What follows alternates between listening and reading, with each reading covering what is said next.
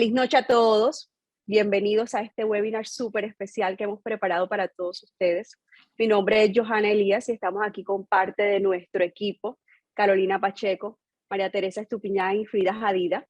Somos asesoras inmobiliarias especializadas en asesorías para clientes internacionales. Hacemos parte del equipo C5, que es el equipo hispano de mayor proyección y crecimiento a nivel global. Dentro de EXP estamos, que es la compañía número 1 en transacciones a nivel nacional. Y hoy tenemos unos invitados muy especiales. Hoy queremos presentarle a Mauricio Ordóñez, dueño y fundador de Q Capital, empresa con más de 25 años de experiencias en créditos. Y en los últimos años, Mauricio, han financiado a más de 3 billones de dólares en clientes internacionales. Han acompañado a clientes en más de 1.900 transacciones. Tienen oficinas en 5 países. Y hoy lo tenemos aquí con nosotros para darnos la mejor información de valor, para que aprendamos todo lo que necesitamos saber para financiar nuestras propiedades de inversión en los Estados Unidos. También tenemos a Jorge David Bedoya. Lo llamamos David, pero aquí en el nombre le aparece hoy como Jorge Bedoya. Jorge es especialista en Derecho Tributario y Derecho Comercial de la Universidad de los Andes y tiene más de 20 años de experiencia. Escucha esto, 20 años de experiencia en todos los asuntos tributarios. Él nos acompaña desde Colombia. Muchísimas gracias por acompañarnos y quiero comentarles antes de iniciar un poco sobre la metodología que vamos a tener en este webinar. Vamos a comenzar con las preguntas más frecuentes que nos hacen nuestros clientes, todos nuestros inversionistas. Ya sabemos más o menos cuáles son las preguntas y vamos a iniciar con esas preguntas. Luego vamos a abrir una sesión de preguntas y respuestas donde ustedes podrán levantar su mano y tendrán pues la oportunidad de hacer sus preguntas también. En caso tal que se les ocurra alguna pregunta mientras están las personas aquí, pues mientras estamos aquí hablando, pueden escribirlas en el chat y pues ya las resolveremos también pues durante toda esta sesión. Hola Mauricio, quería saludarte, decirte buenas noches y ver cómo está todo. Hola Frida, no, estás espectacular aquí en Miami, pasándola muy bien. Acabo de llegar de Colombia, pasar unos 4 o 5 días de visitar amigos por Medellín. Soy colombiano, vivo aquí hace 25 años, entonces vivo en la mejor ciudad del mundo en mi consideración. Qué bueno, me alegro. David, un placer también tenerte aquí con nosotros y bueno, cuéntanos cómo estás, cómo te encuentras por allá en Bogotá. María, muchísimas gracias. En primer lugar, quiero agradecerles por la invitación.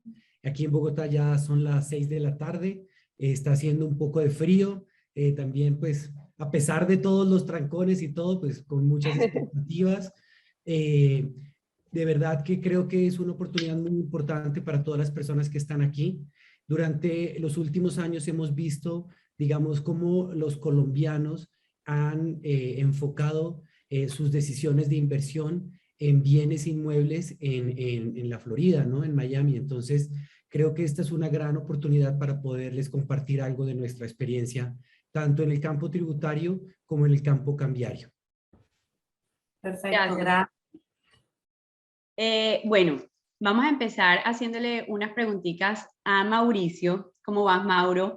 Me gusta siempre ponerte a hablar del efecto post-pandemia para ti y preguntarte por qué crees que las personas están escogiendo Florida como un lugar para invertir y vivir. Bueno, el tema post-pandemia, Caro, ha sido afectado pues obviamente a todo el mundo, todo Estados Unidos ha sido afectada, yo diría para bien y para mal. Vamos a hablar de todo lo bueno. Lo bueno es que las propiedades se han valorizado, las rentas han subido, los bancos están llenos de dinero para prestarlo a clientes internacionales. Y todo esto es un ambiente positivo, hay ambiente de hacer negocios. Yo diría que el estado de la Florida manejó súper bien el tema de la pandemia. Tanto es que todo el mundo quiere vivir acá, no solamente en Miami, sino en Orlando, Tampa. Estoy financiando en todas las ciudades de la Florida prácticamente. Y el tema post-pandemia, comparado a lo que vimos en 2008, es algo totalmente diferente. Yo siempre digo que lo que es Miami, Orlando, la gente lo conocía, pero nadie lo había vivido. Entonces, los mismos norteamericanos venían de vacaciones, pero se radicaron acá a escampar o a esconderse de la pandemia, lo que es en Nueva York y California, que allá se manejó muy mal, y se dieron cuenta que vivir aquí es espectacular, se dieron cuenta que comparado a, digamos, a los otros estados, el tema impositivo aquí es espectacular. Y fuera de eso, la clientela de ustedes y mía, que es latinoamericana, vino, millones de personas se vinieron a vacunar acá con las familias, hijos que estaban en colegio, y no vinieron de vacaciones, se dieron también cuenta de lo que es vivir acá, de trabajar por este medio, los, digamos, estudiantes, estudiar por este medio, que nos venimos acostumbrando con la pandemia, y se dieron cuenta de que vivir acá es espectacular, y estas mismas personas que no tenían propiedades acá, sino vinieron a vacunarse, rentaron apartamentos, lo que hicieron fue, están comprando casas o apartamentos acá, bien sea porque les pareció espectacular, bien sea por escampar algo si vuelve a venir otra pandemia en nuestros países, o bien sea por diversificar en dólares, que es lo que, digamos, lo que nosotros estamos educando y diciéndole a la gente que algo en dólares es bien importante, en especial con esto. Entonces, para terminar la parte mía, que es la parte de créditos hipotecarios, yo soy el hombre del dinero, hay muchos billones de dólares enfocados a prestarle a los clientes internacionales. Mucha gente dice, pero ¿por qué me van a prestar? Resulta que este país necesita la inversión extranjera, igual que nuestros países latinoamericanos, este país también la necesita. Esta administración tiene su plan económico que dice que para el 2050 necesita 50 millones de personas que hagan negocios acá. Entonces, y esto no solo es hacer negocios, es comprar propiedades, es generar empleo. Al tú comprar una propiedad, ejemplo, la vas a rentar, vas a generar algo de empleo porque alguien se dañó algo, alguien lo arregla. O porque los contratan a ustedes para que le haga el property management. Entonces, el hecho de una persona extranjera comprar una sola propiedad, eso indirectamente genera empleo. Entonces, eso es lo que tiene, digamos, esta administración y todas las administraciones, así ha sido la pasada, que era, tenemos el presidente de pelo amarillo, como digo yo, un poco loco, pero pues ayudó mucho a las empresas acá, nos abrió los ojos a los empresarios de muchas cosas. Y en el caso nuestro, que estamos licenciados como banco, la empresa mía se llama Q Capital, tenemos relación con 53 bancos diferentes, Caro, y hay billones de dólares para prestarle a los clientes internacionales porque los bancos están llenos de dinero por lo que hicieron los trámites a todas las ayudas y regalos del gobierno a la gente y empresas acá fueron hechas a través de los bancos. Aquí uno no llamaba directamente al gobierno, necesito ayuda o no tengo cómo pagar mis empleados. Ibas a tu banco te tramitaba esto con el gobierno y le cobran al gobierno, no le cobran nada a uno como persona o como empresa. Entonces tienen mucha liquidez y esta liquidez la tienen que prestar en créditos hipotecarios. Gracias, Mauro. Excelente momento para invertir apalancándose en los bancos americanos. Así es. Jorge David, tenemos muchos clientes que quieren invertir acá, pero una de las grandes preguntas que se hacen es ¿qué impuestos se generan, pues en este caso contigo en Colombia, cuando hacen una inversión acá en Estados Unidos?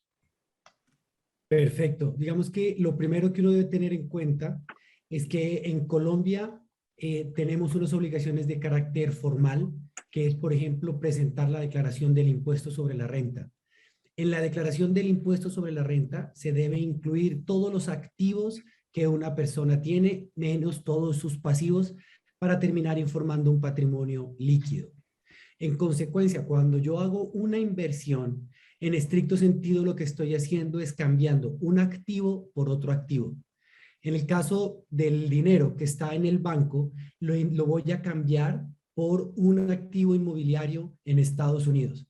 En ese sentido, la realización de la inversión no genera ningún tipo de impuestos en Colombia, ¿no? ¿Por qué? Porque estoy cambiando un activo por otro activo, por lo tanto no voy a verificar ningún tipo de crecimiento en mi patrimonio, motivo o objeto de ser gravado con el impuesto sobre la renta, ¿no?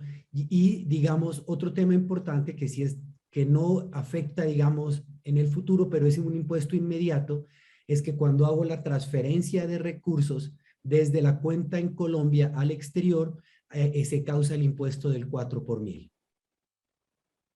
Ok, muchas gracias, Jorge. Mauricio, ¿nos puedes hablar un poco de lo que está pasando ahora en la Florida y lo que pasó en el 2008 y 2010?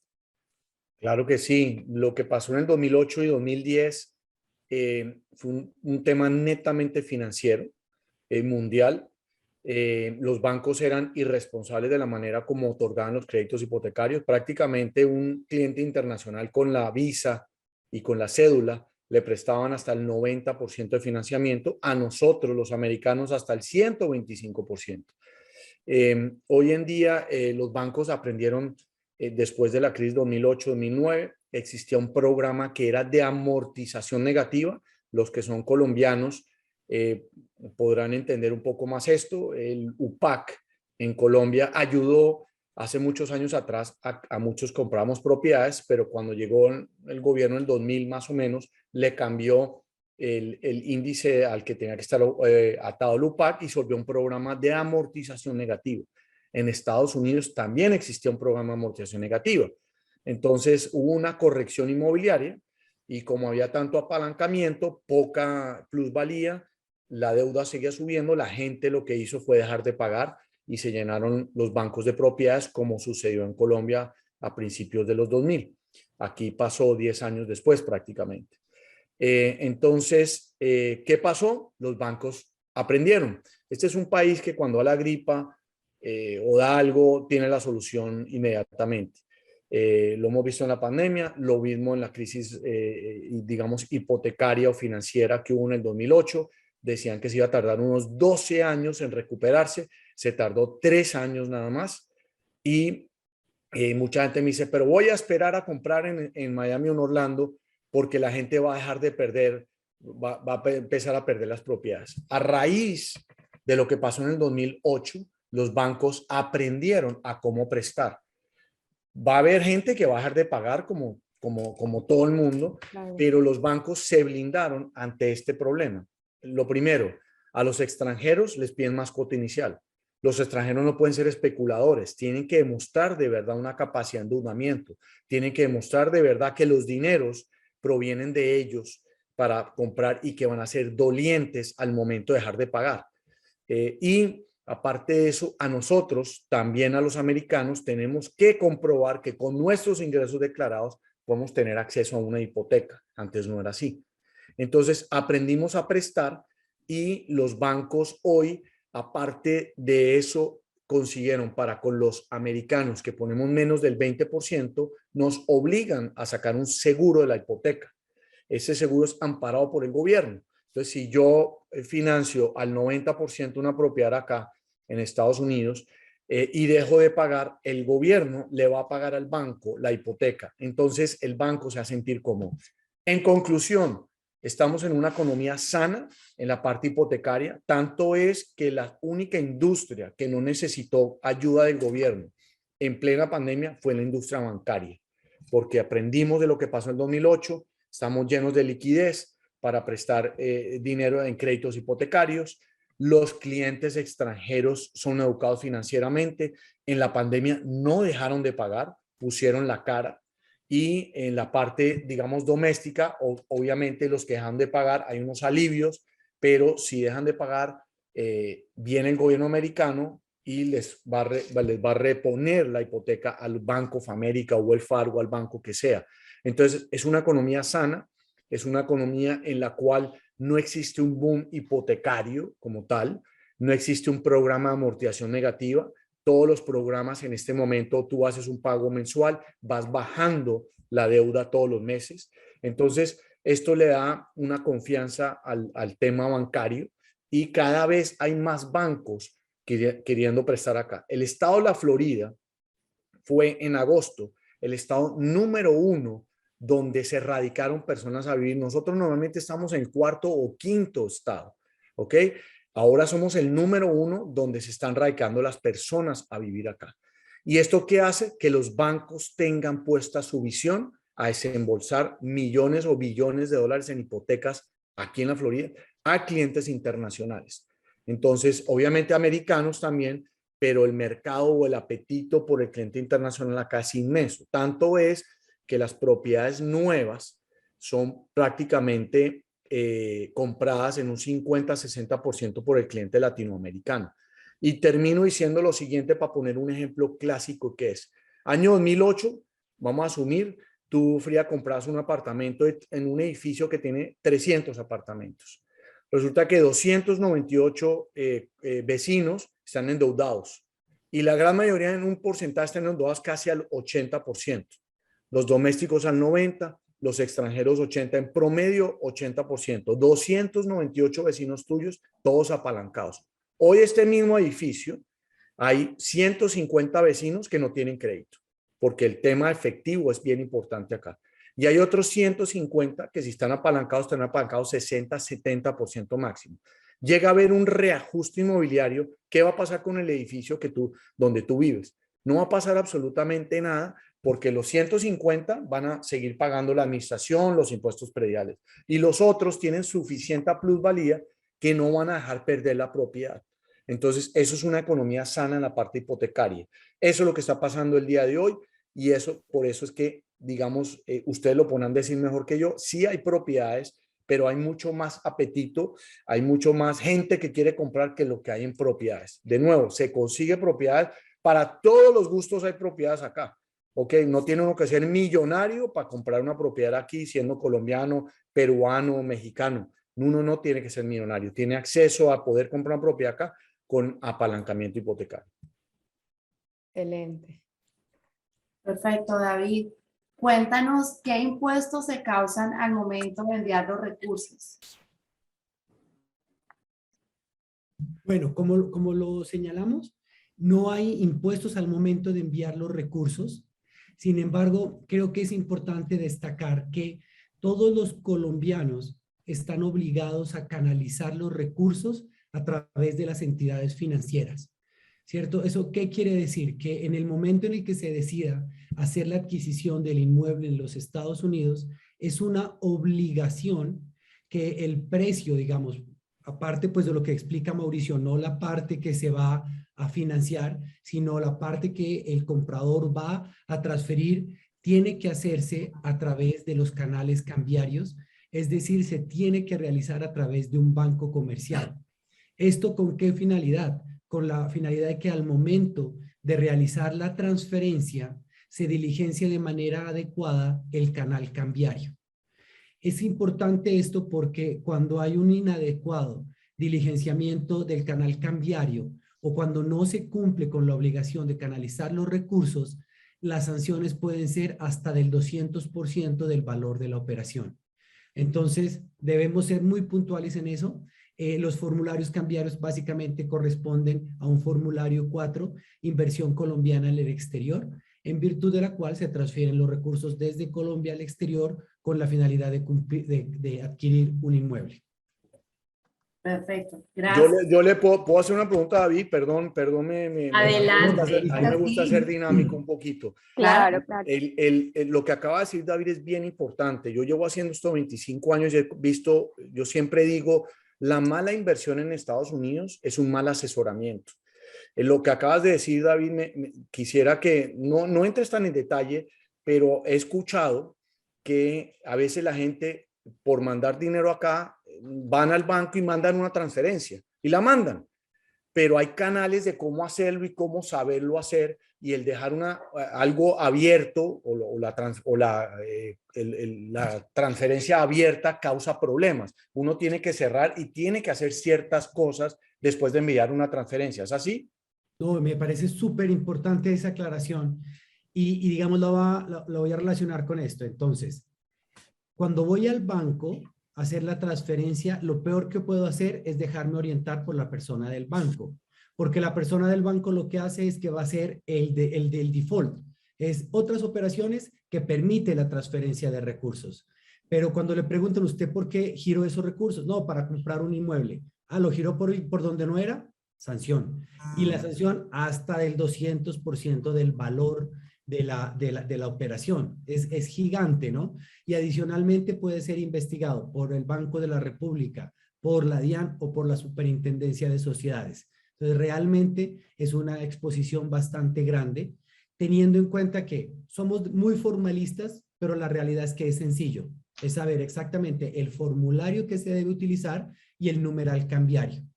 Adicionalmente, ¿por qué es importante tener el registro de la inversión extranjera? Porque si en algún momento las personas deciden enajenar esos bienes que tienen en el exterior y traer sus recursos, si no cuentan con el canal cambiario, no los pueden traer. Si deciden, perdón que me adelante, explotar esos bienes inmuebles para adquirir otros, bien sea vendiéndolos o arrendándolos, etcétera, y no tienen canal cambiario, no pueden repatriar los recursos al país, ¿no? Entonces, es bien importante eso. Y por último, también es importante porque cuando yo señalo que estoy haciendo una inversión colombiana en el exterior, es decir, que tengo un activo en el exterior y adicional a mi declaración de renta, tengo que diligenciar o preparar cada año una declaración que se llama la declaración de activos en el exterior, donde debo señalar el país, la naturaleza del activo, la identificación del activo y el valor que invertí en ese activo. Gracias, Jorge. Sí, ven, Caro, toca tener cuidado, no solo mandar la plata por mandarla.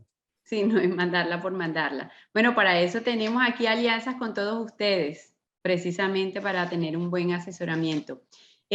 Mauro. Yo tengo una pregunta, qué pena, ¿me escucha? Si puedes escribirle en el chat o bueno, adelante. Ya la puse. Te escuchimos. Qué Bueno, pena con adelante. ustedes. Buenas noches. Es que estoy interesada en entender, estoy interesada en entender cómo hago para hacer la apertura de mi cuenta de ahorros en un banco americano, dado que en este momento hay una restricción y no te permiten abrir la cuenta con la visa de turista, sino que debes mostrar la residencia en Estados Unidos. Entonces estoy como confundida de cómo hacer uso de esos recursos allá. Rocío, ¿tú estás en Estados Unidos o en Colombia? En Bogotá, en Colombia. Y si viajas, ¿puedes viajar a hacer la apertura de la cuenta? Yo tengo la opción de viajar, de hecho lo habíamos programado con mi esposo, pero un amigo de nosotros hace como unos 20 días llegó de allá y perdió el viaje porque no le dejaron abrir la cuenta en Bank of America. Es que ahí está lo que yo siempre digo, el mal asesoramiento hace que la gente diga cosas que no tiene que decir. Hay bancos que te abren una cuenta bancaria con la visa de turismo, pero tienes que saber a cuál ir. Te voy a dar el nombre. Citibank es uno de ellos. Y lo que tienes que hacer es vas a Citibank y tienes que poner una dirección de alguien acá en Estados Unidos. Si no tienes algún familiar o algún amigo o tu agente inmobiliario te puede ayudar que te dé la dirección de acá, no te van a hacer la apertura. Entonces, sí hay bancos que la hacen con la visa de turismo. Citibank es uno de ellos. De acuerdo con Mauricio, interrumpo ahí. Es cierto lo que dice Mauricio. Yo tengo mi cuenta en Citibank y la abrí muy fácil, pues obviamente hace unos cuantos años. Simplemente te pide una dirección de algún familiar o algo donde llegue alguna correspondencia y no tienes problema. Sí, lo que pasa es que perdón que vuelva a intervenir, discúlpenme, pero es que estoy muy ansiosa con el tema porque la persona fue, o sea, él iba a hacer la inversión en una casa, tenía que abrir la cuenta para hacer la transferencia de los recursos y demás. Y cuando llegó, de hecho hace 2 meses, otras personas abrieron la cuenta normal, pero cuando llegó a abrir la cuenta hace 20 días le dijeron que de 2 meses para acá o de noviembre para acá habían cambiado las políticas y tenía que demostrar la residencia con, ¿cómo se dice? No es cierto, Rocío. Yo hago esto todos los días, eso no es Rocío. Rocío, al final, si quieres, con la persona que te invitó, te puede explicar y asesorar en esa parte, porque eso es con Bank of America, pero hay otros bancos, como ya lo mencionó Mauricio, que sí recientemente están abriendo cuentas. Ay, muchas gracias, súper. Muchísimo gusto. Mauro, mira, aquí hay una pregunta también del chat para ti. ¿Cuáles son los requisitos para poder acceder como extranjero a un crédito? Yo sé que tú lo resumes en 5 requisitos. Yo lo subo en 5 requisitos y lo voy a tratar de hacer rápido. Hay un video, me tocó por culpa tuya, Caro, volverme youtubero en la pandemia. Hay un video un poco más extenso, lo que voy a hacer ahorita, en el cual explico los 5 requisitos. como lo acaban de decir, son solamente 5 requisitos. Este es un país de confianza. Lo que escriban aquí en papel es creíble 100% en Estados Unidos. Entonces, vamos a empezar con el requisito más difícil. ¿Cuál es? Capacidad de repago de la hipoteca o del crédito en los Estados Unidos. Entonces, ¿cómo demostramos esto? Cuando eres dueño de empresa, tu contador o tu contadora me van a decir qué haces, nombre de la empresa, qué cargo tienes en la empresa, cuánto porcentaje de acciones tienes de la empresa, cuánto la empresa te paga a ti mensualmente y cuánto te ha pagado al día de hoy en el año corrido y los últimos 2 años. Dicha carta debe venir firmada por un contador tercero, no que trabaje para uno, debe ser externo de la empresa. ¿Ok? Y me vas a regalar una copia de la matrícula profesional de esta persona que firma la carta. No tiene que venir acompañada de nada más. No necesitamos declaraciones de impuestos. No necesitamos una carta de David Bedoya que viene acá, que está mandando una plata legalmente, que tiene unos flujos. Nada, no necesitamos nada más. Lo que escriba el contador es creíble 100%. Lo que sí pueden hacer es llamar a verificar al contador. Oiga, usted hizo la carta de la señorita Carolina Pacheco, pero es ilegal por teléfono preguntar cuánto se gana. Entonces, esta es la capacidad de endeudamiento, es media por esto. Pero si eres dueño eres empleado, la misma carta de tu empleador. ¿Ok? De nuevo, no necesitamos balances financieros, flujos de caja, no necesitamos nada como lo piden allá en Colombia. ¿Ok? Ese es el primer documento más difícil. El segundo documento es una recomendación de una institución financiera. Al no tener seguro social, un número de seguro social de identificación en Estados Unidos, no tienes historial de crédito. Entonces, lo que necesitamos es que un banco o una institución financiera en el país donde resides nos dé una recomendación. Ejemplo, en Colombia, Bancolombia lo hace perfecto. Bancolombia puede decir, Carolina Pacheco tiene una cuenta hace más de 3 años con 1,000 pesos y maneja su cuenta a nuestra entera satisfacción o no ha tenido evolución de cheques. Algo que el banco recomiende al cliente. ¿Ok? Cualquier institución financiera, fondo de pensiones, lo que sea tarjetas de crédito. Eso. Esos son los 2 requisitos más difíciles. La gente no me cree. Tengo una anécdota de un cliente mexicano en México, cuando hacía esto en vivo y en directo en un hotel. Estábamos en un hotel allá en Ciudad de México. No me creyó la persona. Me hizo firmar un documento en México notarizado que si esto no era cierto, yo me demandaba en México. Hoy somos muy buenos amigos. Se compró un apartamento en el Doral y hoy somos muy buenos amigos. No me creía que es así de sencillo. El resto son copias. ¿De qué necesitamos las copias? Copia de pasaporte y la visa para entrar a Estados Unidos. Hoy la visa no es necesario, los bancos aprendimos a prestar en pandemia, pero si tuviste visa de turismo alguna vez y hoy no la has podido renovar, entonces vas a tener acceso a las mejores tasas de interés. Pero si nunca has tenido visa, no hay excusa de por qué no invertir acá. Entonces vamos a comprar una propiedad de inversión y van a castigar un poquito la tasa de interés. Más adelante hablamos del tema de las tasas y los programas. Entonces, necesitamos copia del pasaporte vigente, eso sí tiene que estar vigente, y de la visa que tengan de turismo. No necesitan vez sea residente, no necesitan solo visa para poder pisar los Estados Unidos. ¿Ok? Vamos a llenar lo que llamo yo la confesada, que es una aplicación de crédito. En la aplicación de crédito me van a decir dónde viven, dónde trabajan, etcétera, etcétera. Esta aplicación de crédito debe venir acompañada de una copia de un recibo de servicio, agua, luz o teléfono, que coincida con la dirección que me ponen en la aplicación y con el nombre de la persona que llena la aplicación. Lo más importante es el quinto. ¿Cuál es la solidez financiera en los Estados Unidos? La solidez financiera aquí es medida por liquidez en cuentas bancarias. Las cuentas bancarias pueden ser de la empresa que les pertenece, fondo de pensiones, cuentas de ahorro, todo lo que ustedes puedan liquidar. Me van a dar una copia de los últimos 2 meses de los estados o extractos bancarios donde tiene la liquidez. Puede ser de 1 o 15 bancos diferentes en cualquier lugar del mundo. El dinero es valedero en cualquier lugar del mundo. Entonces tengo mucho cliente colombiano que tiene cuentas en Panamá o tiene ya las cuentas acá o en Europa o en mismo Colombia. Todo es valedero. El dinero es valedero en cualquier banco, en cualquier lugar del mundo. ¿Y qué vamos a medir en esta solidez financiera? Vamos a tener la cuota inicial, los costos de cierre, apertura de créditos y las reservas. Las reservas es lo que nos va a ayudar a mí a escoger el banco. Entre más liquidez tengamos, yo mejor tasa de interés por negociar. Entonces, ¿cómo se mide la liquidez? Obviamente para hacer la inversión, cuota inicial, gastos de cierre, lo tienen. Ahora, ¿con qué dinero se van a quedar en sus cuentas bancarias?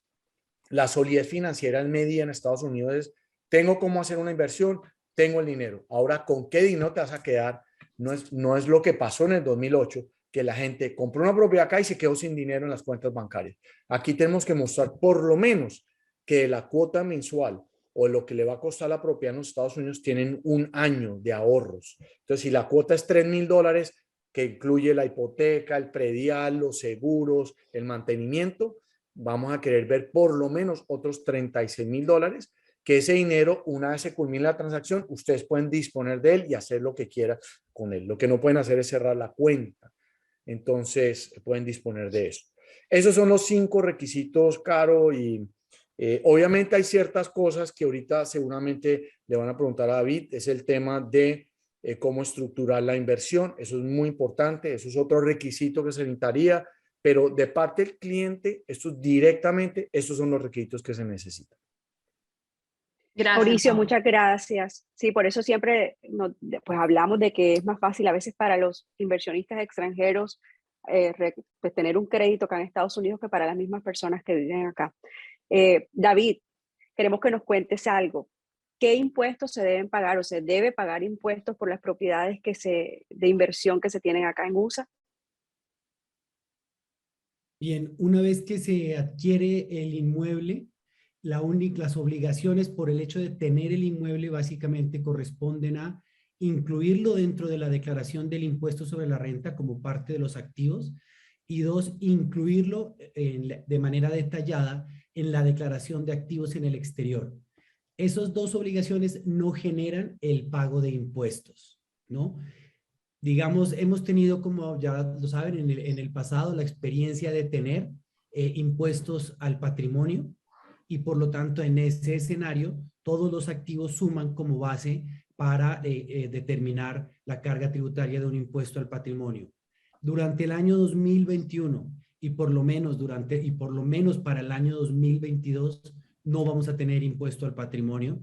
No sabemos si con la coyuntura de elecciones del próximo año tendremos o no reforma tributaria, pero mientras que no exista el hecho de tener el activo en el exterior, no genera pago de impuestos en el país.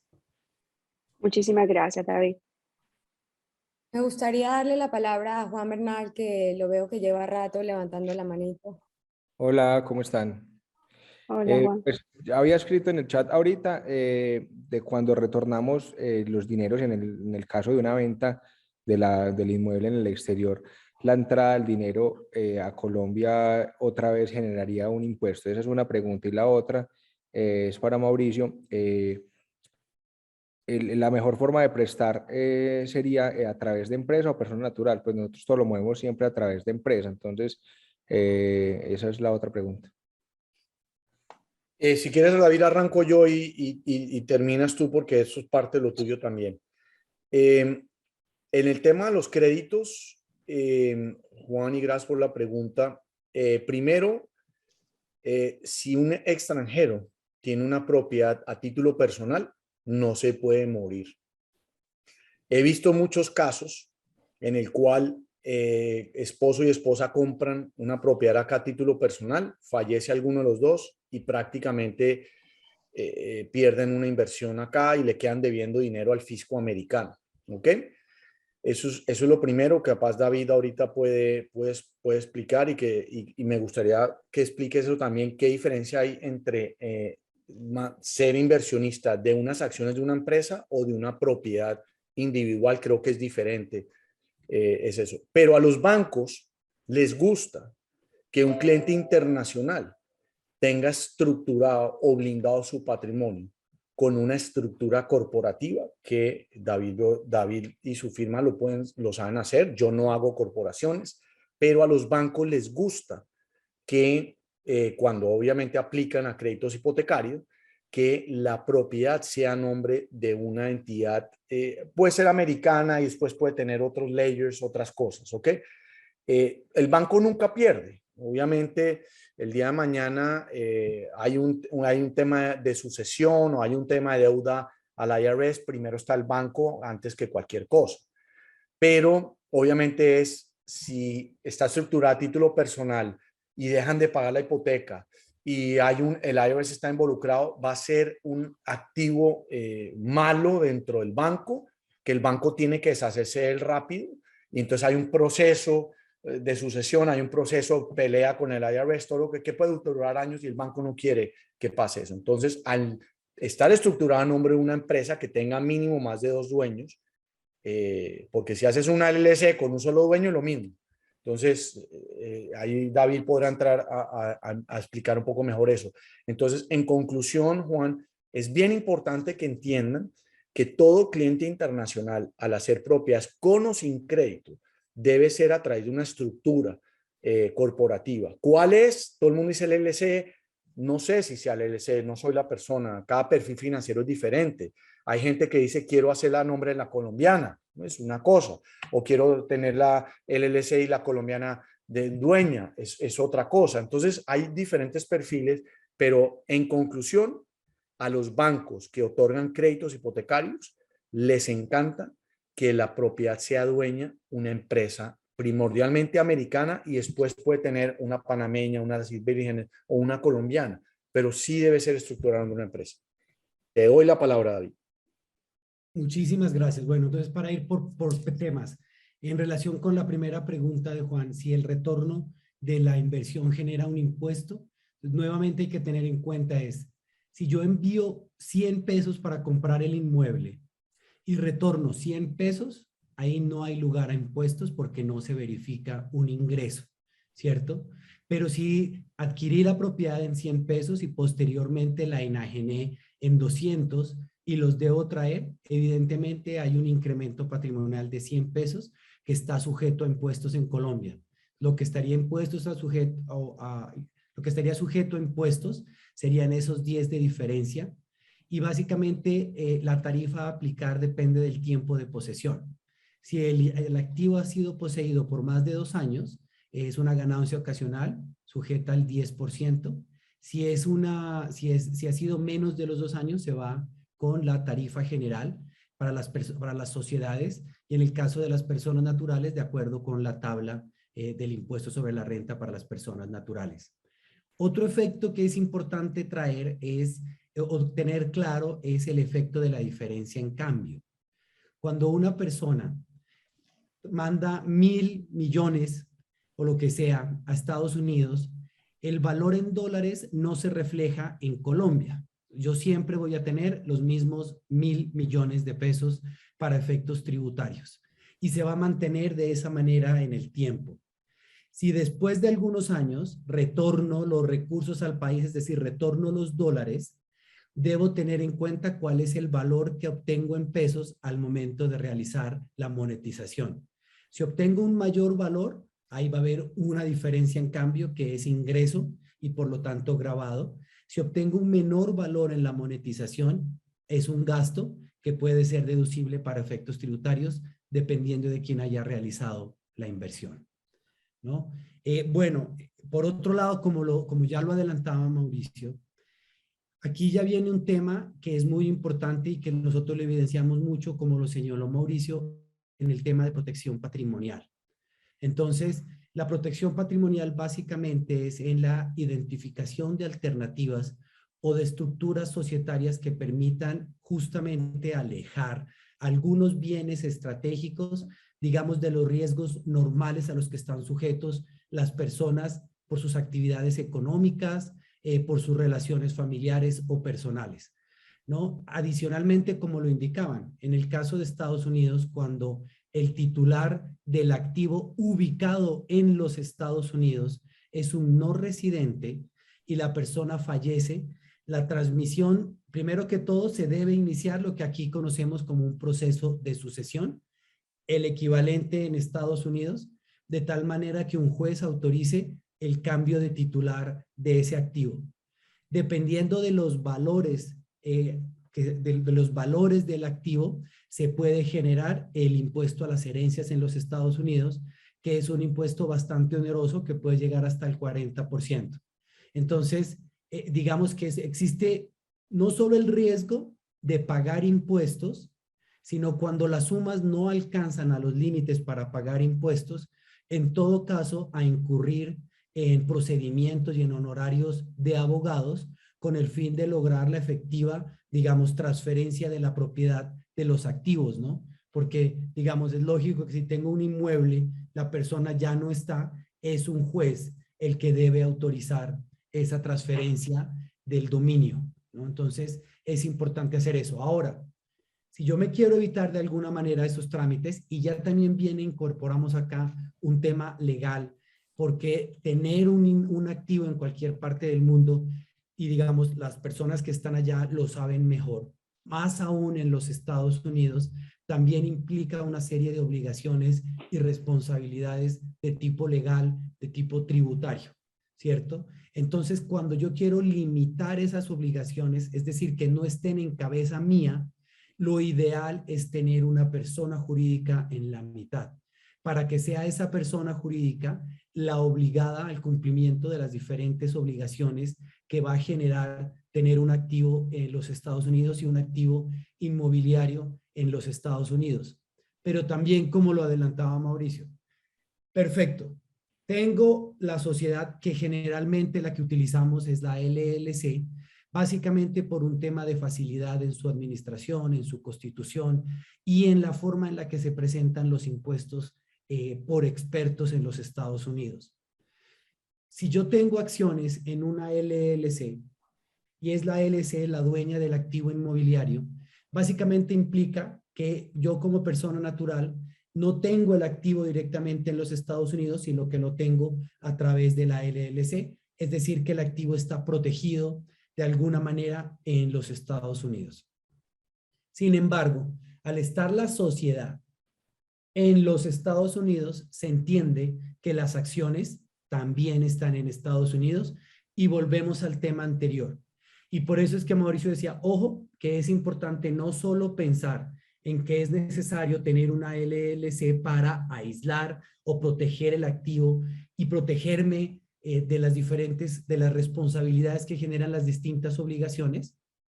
En consecuencia, lo que hemos venido experimentando es que las personas ponen hoy en día una SAS en Colombia, dueña de la LLC, y la LLC a su vez dueña del activo inmobiliario. Hay personas que tienen, digamos, por efectos legales de justamente limitar o aislar los riesgos, casi que una LLC por los distintos activos inmobiliarios, ¿no? Digamos, una holding, y de la holding se van a derivar distintas sociedades para ir aislando riesgos. Y desde el punto de vista en Colombia, igual. Si realizo la inversión a través de mi sociedad, que puede ser una SAS o cualquier otro tipo de sociedades, las obligaciones son las mismas que ya habíamos señalado. Pero estas sociedades hoy en día también se utilizan como herramientas para lograr una planeación en la sucesión y adicionalmente para estructurar de una manera adecuada la forma en la que voy a manejar mis activos en el exterior. Entonces, sí, es válido que las personas realicen la inversión directamente como persona natural, pero resulta que puede ser mejor desde la perspectiva legal tener una estructura que me garantice a mí un mayor aislamiento de mis activos, una protección de mis activos y no exponerme directamente al cumplimiento de obligaciones en otro país, sin querer decir que la sociedad no las deba cumplir de acuerdo con la legislación en Estados Unidos. Jorge, pero qué pena, me perdí en una pequeña cosita, bueno, en dos. ¿Es necesario crear una LLC en Estados Unidos que sea propiedad de la empresa de la SAS de acá en Colombia? Esa es una. Y la segunda es, ¿qué responsabilidades tendría uno o la empresa tener un activo en Estados Unidos? Como te lo señalaba, no es necesario ni es obligatorio. Puede que sea más recomendable de acuerdo con la estructura familiar, de acuerdo con las expectativas que se tengan de realizar la inversión en el exterior, de acuerdo con una planeación sucesoral para evitarme estar expuestos a procedimientos legales o al pago de impuestos en el otro país. En ese sentido, puede ser recomendable tener una estructura que, a título de ejemplo, se fundamenta en una LLC en los Estados Unidos. Pero como les decía, no solamente es tener la LLC, sino que Mauricio lo adelantaba. Ojo, porque si usted tiene la LLC, también puede ser sujeto de lo que señalábamos como un proceso de sucesión. Y por lo tanto, se hace necesario tener otro vehículo que puede ser la sociedad colombiana. Ahora, tener una sociedad en Estados Unidos, dependiendo de su propósito, pues le genera responsabilidades. Una de ellas, digamos, es incluso tener el inmueble genera obligaciones. El pago de las tasas o los impuestos que genera tener el inmueble como el equivalente al predial que tenemos nosotros, ¿no? El tener los seguros que exija la ley, etcétera. Todas las, digamos, obligaciones legales por el hecho de tener un bien inmueble. Incluso es una obligación el pago de la administración que se deba realizar en los Estados Unidos.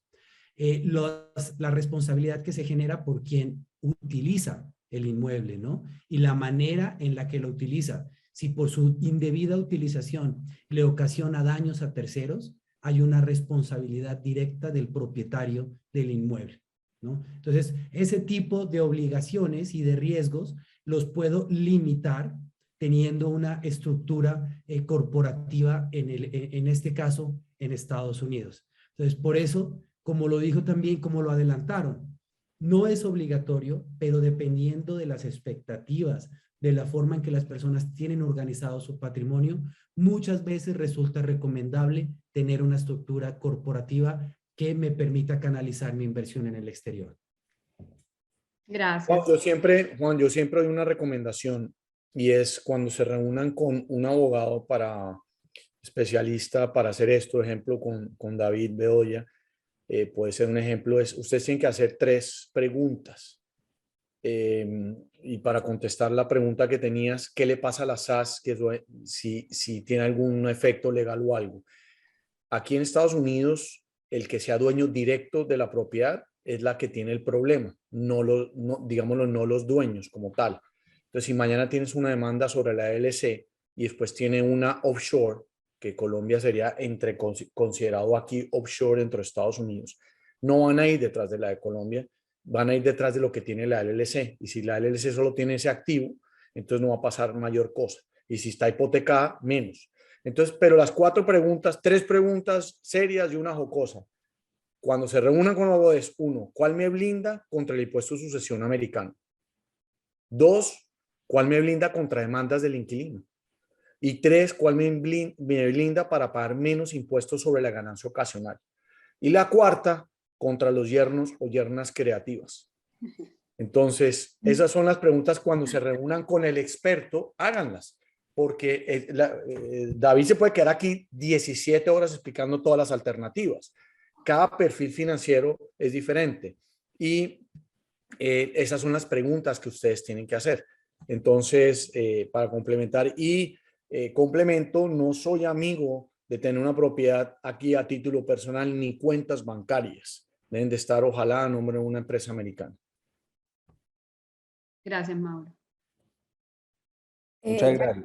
Ya que estás hablando, Mauricio, te quería hacer una pregunta. ¿Qué porcentaje, para que ellos tengan un poco de conocimiento, se le está financiando a los compradores extranjeros?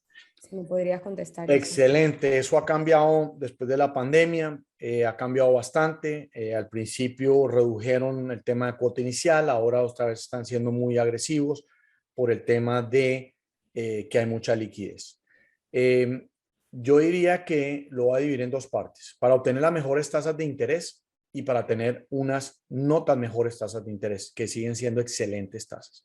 Lo bonito de Estados Unidos es que cuando un cliente internacional compra una propiedad de inversión, es el mismo programa o la misma tasa de interés que nosotros los americanos tenemos cuando compramos propiedades de inversión. ¿Ok? ¿Cuál es la gran diferencia? Que mi recomendación es para un cliente internacional, cuando compren una casa, que coloquen el 25% de cuota inicial. Lo podemos hacer con el 20%, pero soy amigo que coloquen 25 a 30%. Y cuando compren un apartamento, coloquen de 30 a 35%. De esta manera van a tener acceso a las mejores tasas de interés. ¿Cuáles son las mejores tasas de interés? No sé, Frida, si tengas esa pregunta, pero me voy a adelantar. Empiezan hoy desde el 3,5% efectivo anual. Hay 53 bancos especializados en prestarle a clientes internacionales. De estos 53 bancos, el promedio está entre 4 y 4,25 efectivo anual en propiedades de inversión. La única ventaja que tiene un americano es cuando compramos nuestra casa donde vamos a vivir, que es nuestra casa primaria. Las tasas de interés sí son en los 2%, 3% bajo en nuestra casa primaria. Pero cuando yo compro una propiedad de inversión, o Carolina, que vive aquí, compra una propiedad de inversión, y viene Juan, no sé dónde vive Juan, pero voy a asumir que vive en Colombia, y viene Juan y compra una propiedad de inversión, es la misma tasa de interés que tenemos nosotros. Es más, a veces hasta el extranjero consigue mejores tasas que nosotros, porque a veces mis ingresos declarados en papel, cuando somos dueños de empresa, no son tan buenos y no calificamos con los ingresos y hay otras alternativas, mientras que ustedes solamente con la carta del contador tienen acceso a las mejores tasas. Entonces, para concluir, 25% para casas, 30-35% para apartamentos de cuota inicial. Claro, excelente. Perfecto, Mauricio, gracias. Bueno, le vamos a dar la palabra a Rocío Quiroga, que veo que, que tiene la manita levantada hace rato. Rocío, ¿estás ahí? Sí, gracias. Quería preguntarle a Juan, creo. A Jorge. A Jorge Bedoya. Ok. Si la LLC responde positivamente en Colombia o los... es decir, la LLC entendería que es la empresa que se constituye en Estados Unidos. Como esa inversión, esa casa, la voy a rentar y me va a generar esos ingresos que recibe la LLC, al ser nosotros socios, digo nosotros, mi esposo y yo, socios de esa LLC, la LLC, siendo yo colombiana y viviendo acá en Colombia, debo reportar esos ingresos acá, declararlos en mi declaración de renta, o cómo funciona el tema impositivo de cara a la LLC o de cara a los socios. Hola, Rocío. Mira, básicamente en Colombia, a partir del año 2016, tenemos un conjunto de reglas que se llaman las reglas de entidades controladas del exterior, que implican que cuando los contribuyentes colombianos controlen una entidad del exterior, deben aplicar la transparencia tributaria. Es decir, que los ingresos, la utilidad que genere la LLC será una utilidad gravada para el contribuyente en Colombia. Es responsabilidad de cada uno incluirla en su declaración de renta, ¿no? Pero ojo, que se grava, digamos, lo que tú estabas señalando. Vamos a poner el ejemplo de los arriendos. Entonces, el arriendo será un ingreso gravable, pero es susceptible de disminuirse igualmente con los costos y gastos relacionados con ese arriendo. Como lo veíamos, ¿no? Seguramente habrá un seguro, seguramente habrá el impuesto que se deba asumir y los otros gastos de mantenimiento son también deducibles para solamente gravar en el país la utilidad. Adicionalmente, como la LLC también va a tener que cumplir obligaciones tributarias en Estados Unidos, los impuestos que se paguen en Estados Unidos se pueden descontar en Colombia al momento de presentar la declaración de renta. Ok, o sea que yo... David, perdón, sí, y complemento un poquito a Rocío y le quiero dar a entender algo. Las grandes riquezas en Estados Unidos son hechas a través de inversiones inmobiliarias. No importa en el rubro en que estén. La recomendación de los contadores en Estados Unidos, cuando tienes una empresa que no tenga que ver nada con la parte inmobiliaria, generes buenos ingresos, te recomiendan comprar propiedades. En papel, los contadores en los Estados Unidos hacen que estas propiedades no den ganancia prácticamente, a menos de que esté en una renta, pero pues uno paga feliz el tema del impuesto.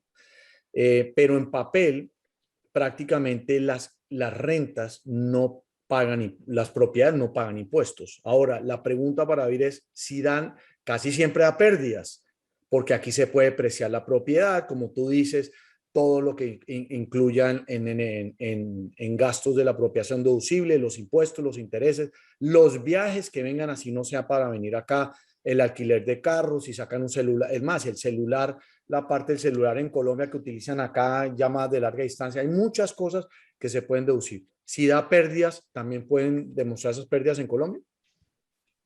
¿Qué pregunta tan pertinente? Y lo primero es que en principio lo que se graba en Colombia es la utilidad, pero en todo caso los costos o gastos imputables a ese ingreso pasivo en Colombia son bastante limitados. Entonces, muy buenos los ejemplos que ponía Mauricio. Oiga, ¿puedo deducirme el impuesto pagado como el predial? Sí.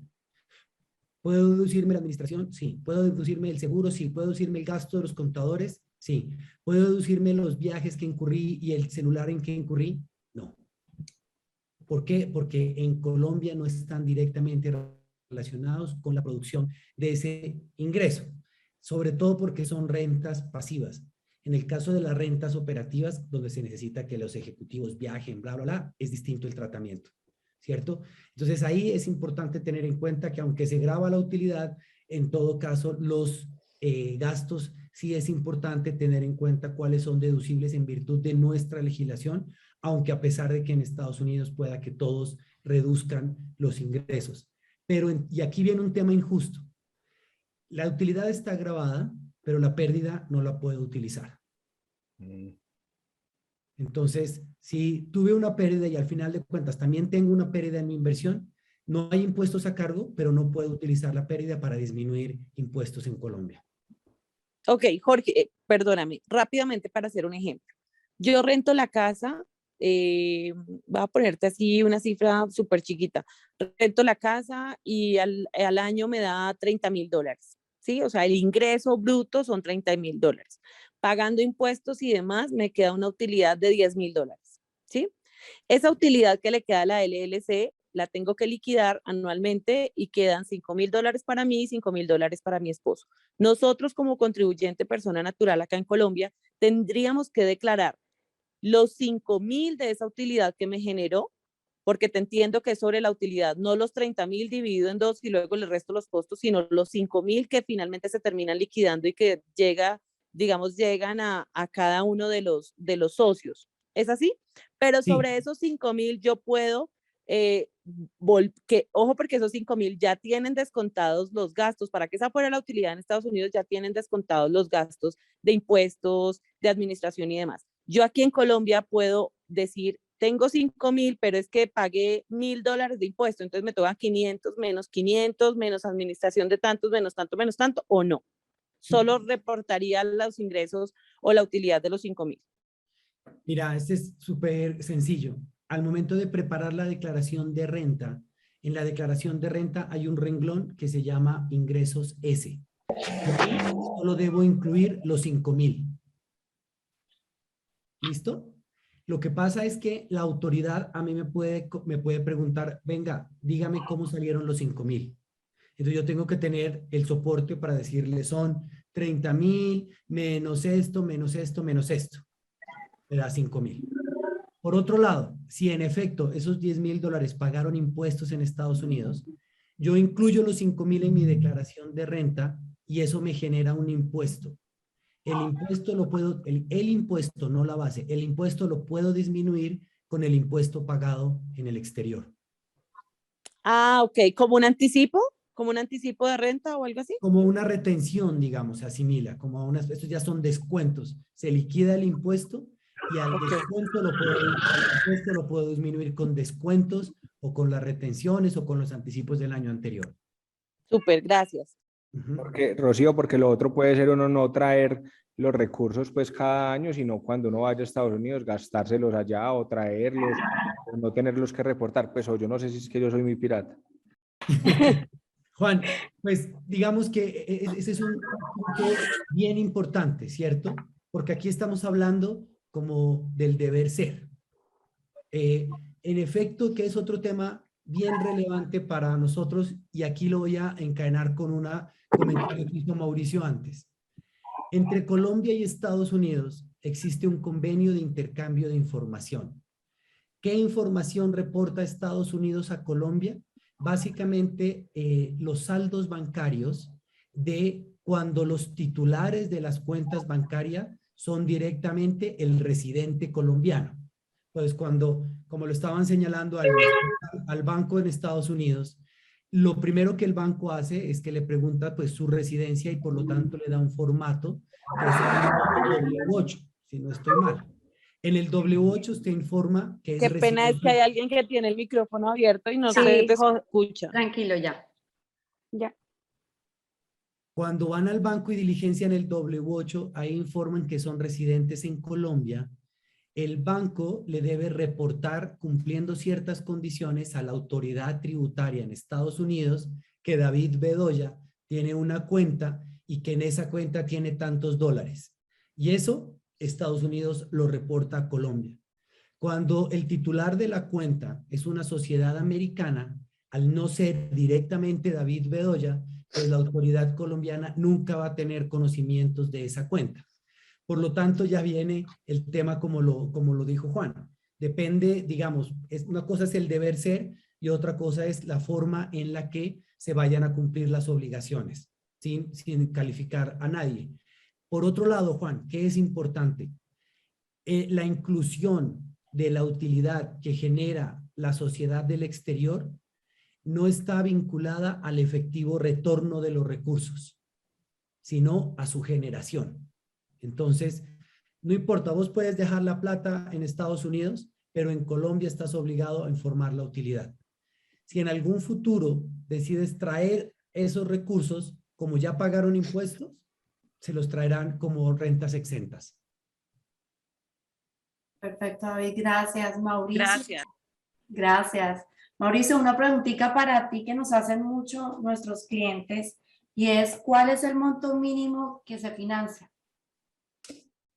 Para obtener las mejores tasas de interés es ideal que depende de la ciudad. Cada ciudad tiene sus términos de límites mínimos a prestar. Yo diría que en general lo ideal es prestar por encima de $200,000. Podemos llegar hasta 185 con buenas tasas de interés. ¿Qué quiere decir $200,000? Que la inversión debe estar más o menos de $288,000 en adelante. Entonces, para obtener eso. Hay otras compras, hay gente que quiere 150,000, 160,000, es castigar un poco la tasa, pero ya abajo de 150,000 prácticamente no hay buenas tasas de interés. Las tasas de interés son castigadas drásticamente cuando bajan de $150,000. Perfecto. Gracias. Gracias. Muchas gracias. Gracias a Mauricio, gracias a David.